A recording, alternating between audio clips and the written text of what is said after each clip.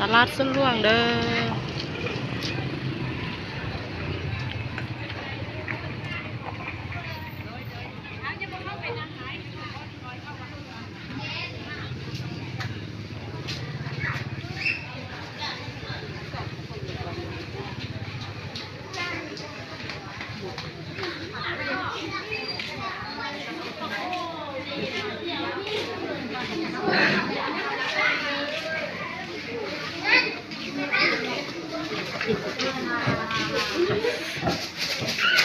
เห็ดตางู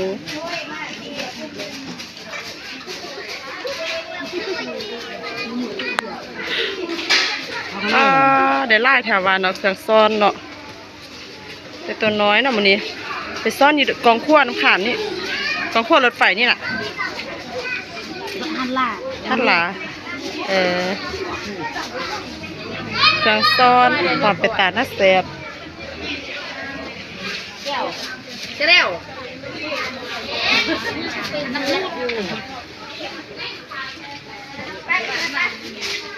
ตัวอึ้ง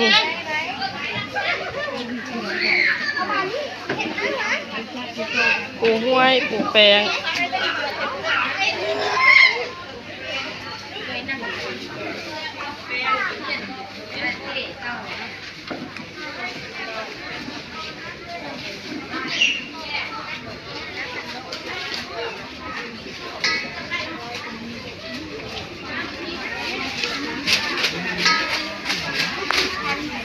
ตลาดบานส้นล่วงเด้อ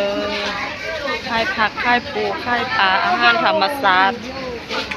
ก็มากแตง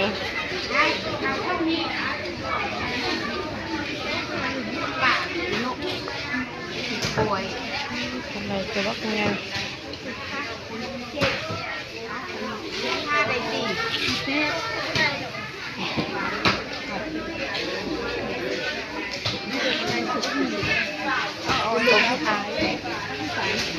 อาย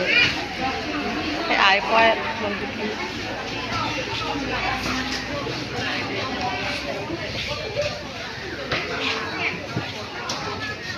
เห็ดพวกกระมี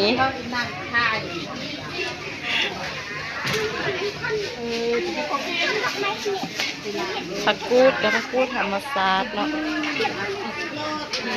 แต่อาหารธรรมศาสตร์เด้อ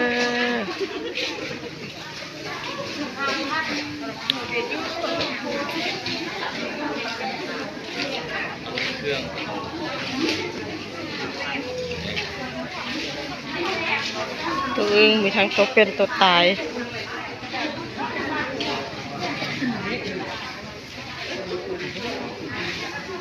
ข้าวปุ้นหมดแล้วน่ะ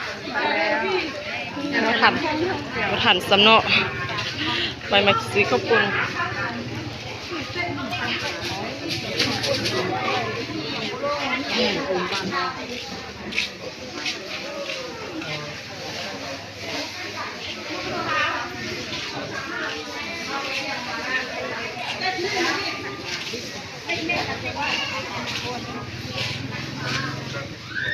น้อยซึ่งเงินแด50